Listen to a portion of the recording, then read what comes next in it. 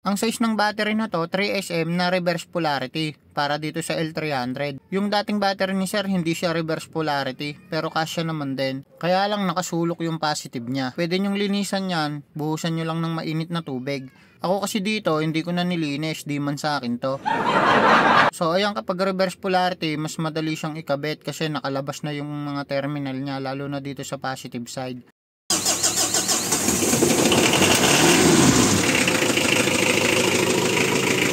Kapag ka napa-under nyo na yung sasakyan, dapat check nyo po yung alternator. Gamit kayo ng voltmeter. Kahit ganito, pwede na to.